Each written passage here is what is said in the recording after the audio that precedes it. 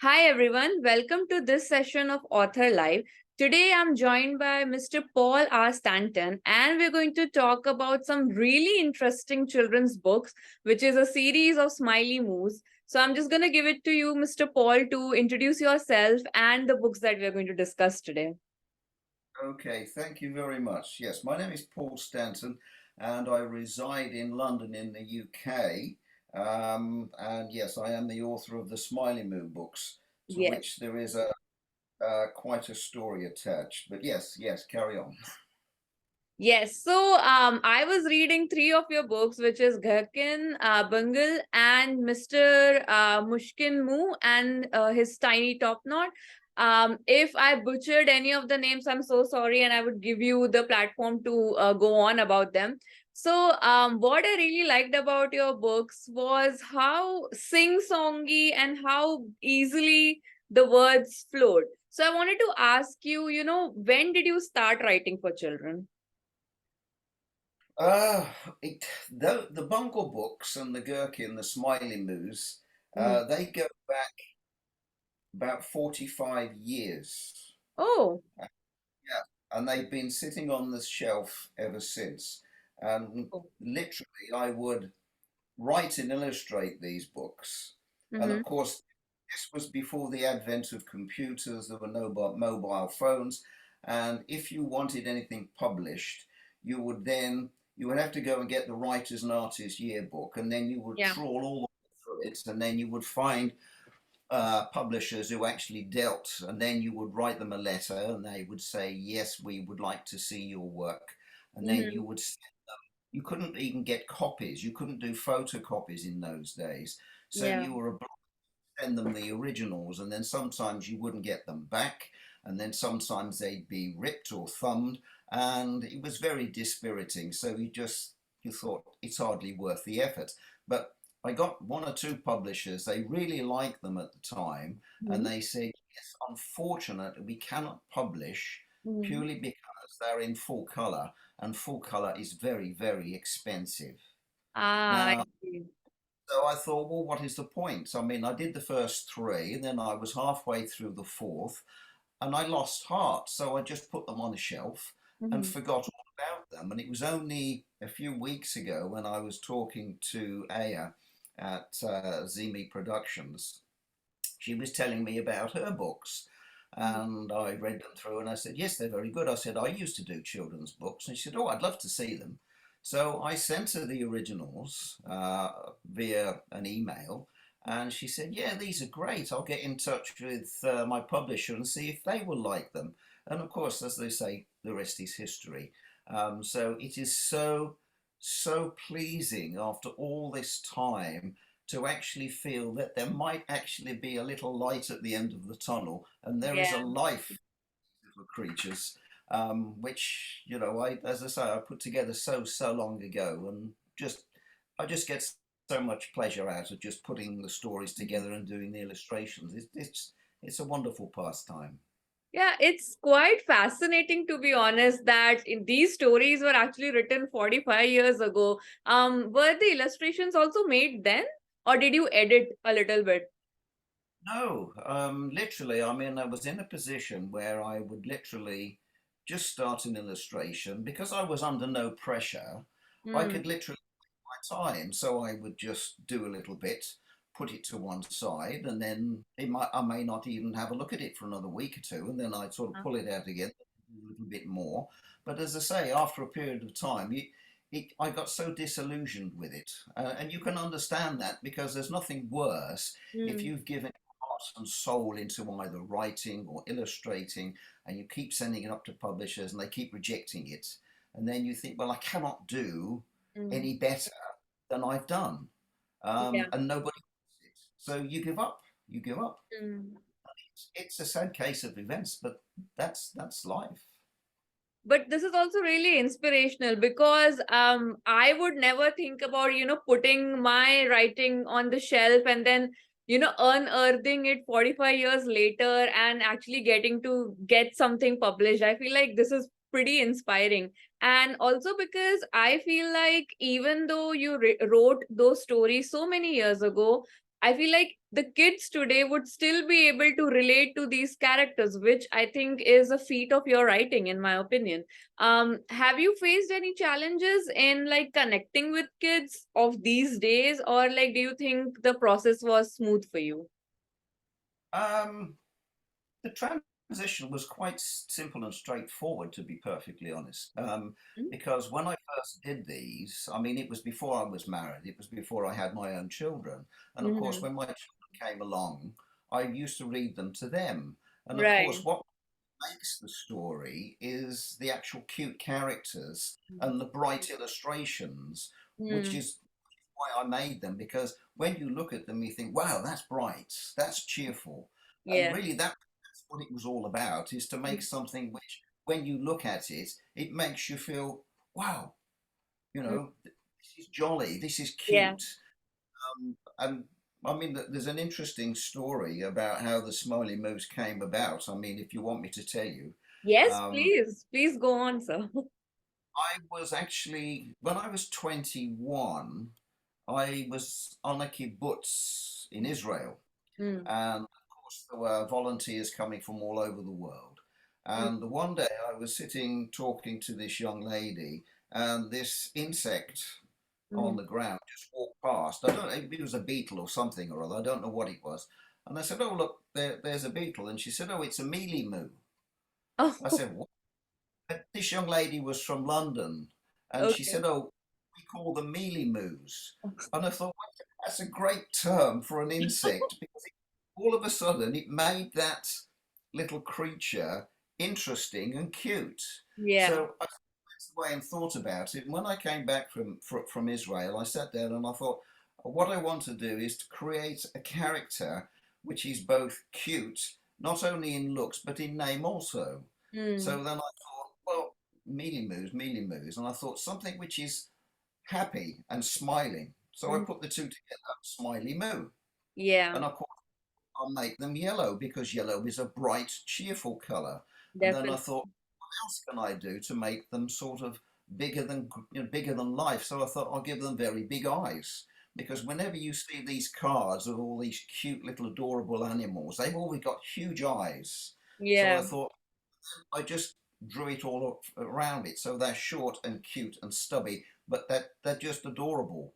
Yeah. And I just got so much pleasure out of putting them together. It was as much of a joy, if you like, for me as Mm. it was for other people who've seen them. But of Mhm. course, as I say, I put them on the shelf, and about 2 years ago, I was clearing things out, and I said to my wife, "Oh, I'm going to throw these out." I said, "Nobody wants them. It's pointless. I'm nearly 67, and I'm thinking to myself, they're never going to go anywhere. It's pointless." And she said, "No, no, no." She said, "Hang on to them, because you never know. You never know." And of Mm. course, we are, 45 years later and being published. So, yes, it was worth hanging on to them.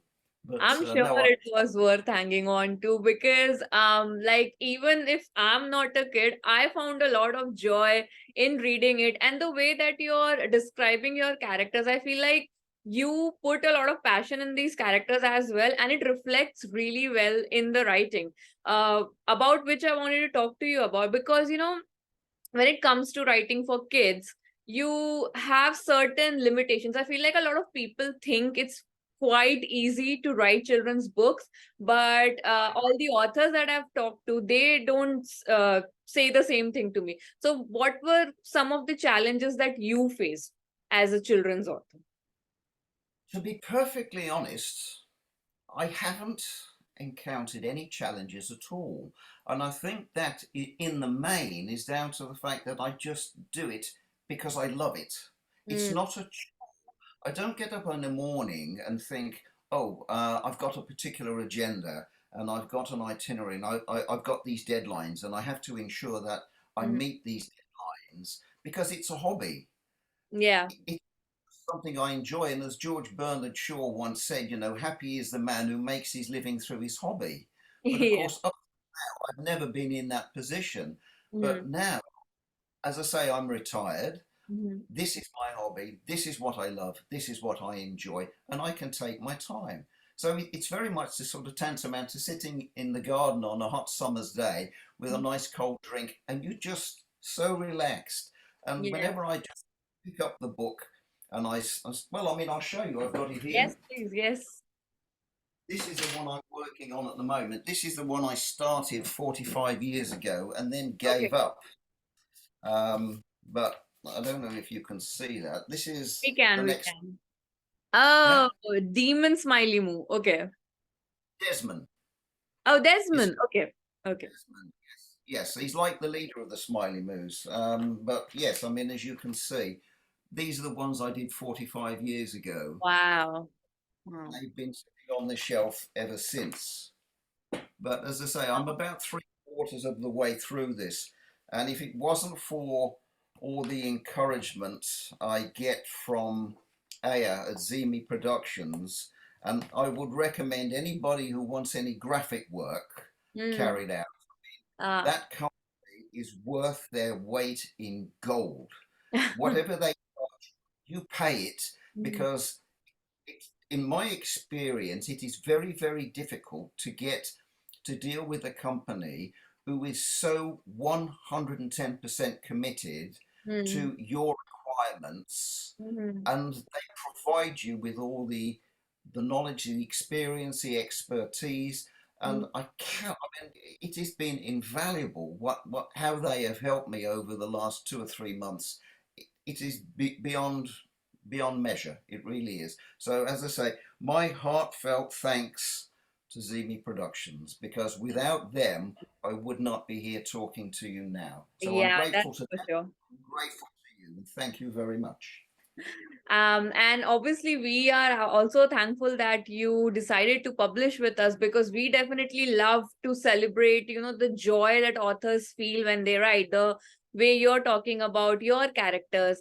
And which reminds me, you mentioned that you used to talk about your characters, Smiley Moose, or other children's stories with your kids. So I feel like your kids might have also given you some kind of feedback as to what constitutes a children's story. Um, I didn't find that. I mean, to be honest, because of the nature of what I actually did with these characters, and because they're so lovable and cute, Mm. I found that my own children, um, they just like them. It's as simple as that. I mean, I've never been in a position where I could sort of show them to other children, because I haven't, I'm reliant upon, just illustrations that I've done. Yeah. I mean, I actually put the first one together in the form of a book. Hmm. My wife did that many, many years ago, just so we could have it to something to refer to. But I've never actually sat down with children, if you like, per se, Hmm. and feedback from them. So to me, I mean, this is remarkable. I mean, if they are a success, and pray to God they are, Yeah. then there will be a lot of children out there who actually get a lot of enjoyment out of them. And Yeah. ultimately, that's what it's all about, is just getting Yes. joy out of things. If That's you can put true. something up and it's cheerful, and you think, oh, great, yeah, I'd like to read that again. Yeah. And I get pleasure out of reading them again, and I'm the one who wrote and illustrated them, so they can't be that bad. They definitely are not. Like I mentioned, I found a lot of joy in those. And I also feel like there's a lot of simplicity that is in your stories, which I feel like brings a lot of joy to kids. Like, these very simple things, and also a lot of non-technological things. Because, like, for example, one of your stories mentions, your character Gherkin telephoning his friend, right? That's right. So we don't see a mobile phone in the illustration.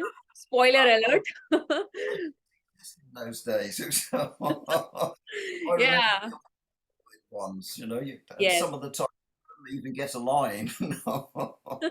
Yeah, so but I really like that, because as someone, like, I'm a 90s kid, right? So I wasn't born with a mobile phone in my hand. So to me it was a joy to see a kid with a telephone, because this is what we used to do when we were kids. We would telephone our friends, right? So I feel like these are the kind of experiences that kids of this generation, I feel like, they get to have these kind of same experiences through stories like yours, which I'm definitely very excited about. And talking about your characters, you mentioned Desmond. And is he going to feature in another Smiley Moo book of yours? Do you have something for us in the future? Yes, I do. I mean, obviously, over the years, I mean, the way I get my ideas, I mean, I don't sit and think about it in particular. I mean, I will sit and just look at my computer screen and then I will Yeah. just go blank. I go into a sort of reverie and then ideas pop into my head. So I'll just make a note of them. Of course,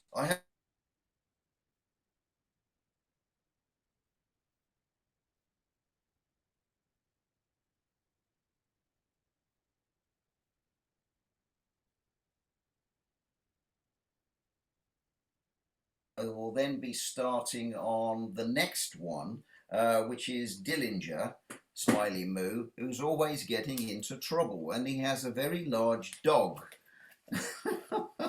And that's his dog. I don't know if you can see. Oh, yeah, yeah, I can.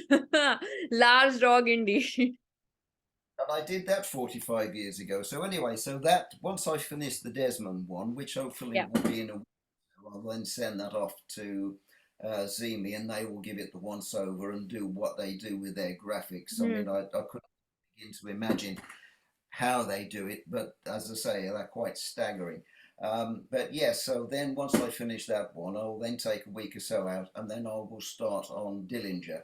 But then I've already got a second one in line for Bungle, Oh, because he's lucky. So I'm just getting a rough idea, and then there will be another one and another one and another one. So yes, I mean there's a sort of period of augmentation, and there's oh. lots of pipeline. I hope I live long enough to actually do them. No, But we I wish you a long life, sir, because, and I also wish your characters a long life because I feel like this is a really good idea that you have that making a series out of these characters. I'm really excited to see if Bungle finds any luck because he's been a bit unlucky in the first book. So, at least he got his breakfast when it was time to yes. go to bed.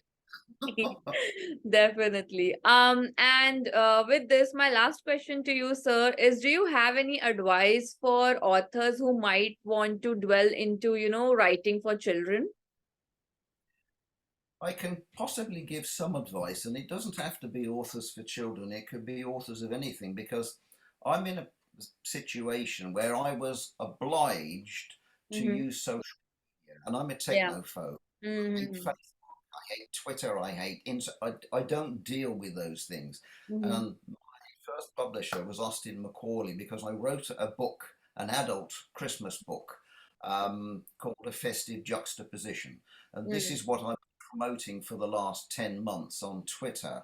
And now Mm-hmm. all of a sudden, it's almost as though the Smiley Moos have come along and they've taken over. Yeah. So I'm very much in a position where Sir Arthur Conan Doyle was when he created Sherlock Holmes, because Uh-huh. he wanted to be remembered as a historical author, and he wrote loads of adventure books and all sorts of things which he had a great love for. But Mhm. no one remembers him for any of Yes, those. They except remember Sherlock. for Sherlock Holmes. And Yeah. I'm very much in the same position, because when I wrote Festive, I Mm-hmm. rewrote 15 times before I was finally happy with it.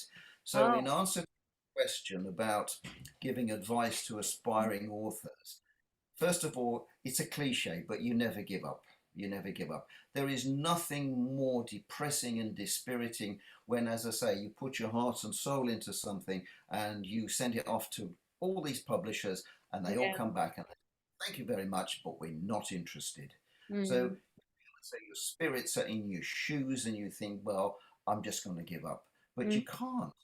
Can't. You have to just keep looking at what you've done, looking at it from a different angle, and just maintaining that momentum. And you just keep going and you keep going. And it is the only way you're ever going to have any success. Mm-hmm. Because, I mean, for the last 45 years, I mean, I've been Yeah. writing children's books, I've been writing plays, TV scripts. None of it has ever seen the light of day, but Mm-hmm. you simply just carry on. And if you continue, they say it's just a question of time. I just hope in my case it's not a little too little too late. But we shall see. We shall see. No, I think you're a great example, Mr. Paul, because like I mentioned, I didn't even realize when I was reading it that, your stories might be 45 years young. And like the fact that you were able to publish these books and you're also pursuing your writing career on the side, which I think is a very inspiring thing for authors, because a lot of people don't really have faith in their writing when they're starting out. There's a lot of nervousness, there's a lot of anxiety about how it's going to go down. But I feel like your story is definitely quite inspiring to such authors. And with that, thank you so much, Mr. Paul. And when I post this video, I will be linking down all of Mr. Paul's books. So you can just click on the link and definitely buy the books and give Mr. Paul review on what you think about the book. So yeah, is there anything you would like to say, Mr. Paul, before we conclude? Just a very, very big, heartfelt thank you, because you cannot even begin to imagine how much this has meant to me after all these years. Mhm. Thought of them actually just being available on a bookshelf so someone can pick them up and look at them. If they don't want them, they put them back. But they think, yes, that's nice. I know somebody who would like one of those, so I'll buy one. And Yeah. it is such a wonderful, warm-hearted feeling. It's difficult to describe, but yes, as I say, I am just so grateful to you. Thank you so much. Thank you so much, Mr. Paul. I am very excited to see more of your Smiley Moo books on the bookshelves. And yeah, with that, thank you so much, sir. And hope you have a really good day ahead. You too. Thank you once again. Thank you. Bye. Bye bye.